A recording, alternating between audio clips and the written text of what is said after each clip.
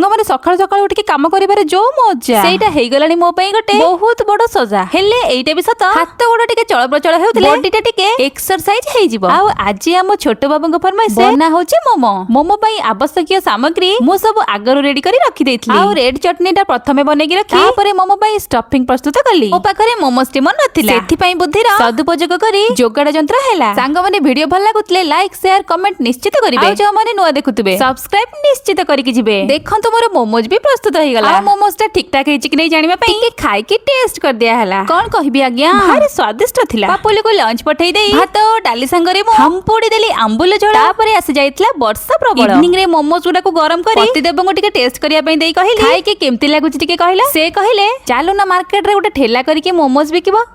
तापरे घर को लिजा आसिला ताको भी गोटे टेस्ट करिया पई देली पापुली ट्यूशन मैम आस्ते ताको भी गोटे टेस्ट करिया पई कहिली तापरे जाई 4 स्टार रेटिंग पाइली आज लिजा मो दुकान जाइथिलु किणी के आनिया पे चीनी आलो चीनी एते रेट हे गलानी बोली मु जानिनी बट मित्र हम तो चीनी खाना नहीं छोड़ेंगे चाहे 70 हो या 75 रहली जय जगन्नाथ।